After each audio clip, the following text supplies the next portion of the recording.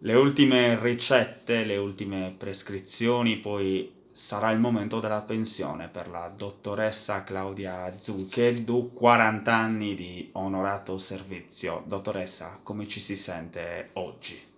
Ma diciamo che in teoria dovrei sentirmi molto bene e dovrei essere anche carica di entusiasmo per tutto quello che mi attende, nel senso che ho lasciato in sospeso molte passioni, molti interessi e così via.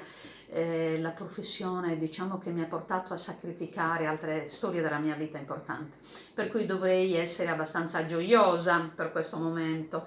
Invece il passaggio è un passaggio che è innegabilmente doloroso.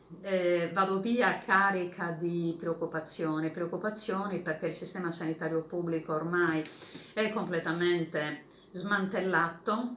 Il medico di base è l'ultimo baluardo di questo sistema che resta ancora in piedi, ma in piedi si fa per dire. Anche Cagliari incomincia a soffrire per la carenza di medici di base, per cui il mio pensiero è rivolto ai miei pazienti. Pazienti che, come spesso si dice, che io sia il medico degli ultimi, io sono il medico degli uguali, nel senso che nel mio ambulatorio diciamo che si rispecchia uno spaccato interessante di tutta la società cagliaritana, quindi ci sono tutte le classi sociali. Per me i pazienti sono tutti uguali, nel senso che come è normale che sia, per cui dire degli ultimi, dei primi, no, degli uguali, cioè di fronte alla salute si è tutti uguali, i diritti sono gli stessi per tutti e tutti vanno assistiti in egual misura. La riflessione è tesa molto alla preoccupazione che stia venendo meno l'assistenza dovuta.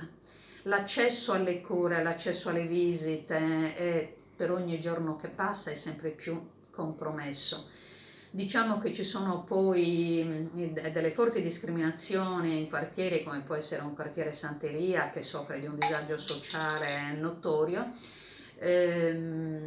rischia di perdere un medico che ci lavora ormai da decenni e non si sa veramente se ci sarà un ricambio. Castello e Santeria comunque la Cas- salutano sui eh. social, sono tantissimi messaggi per lei. Fare il medico è una vocazione.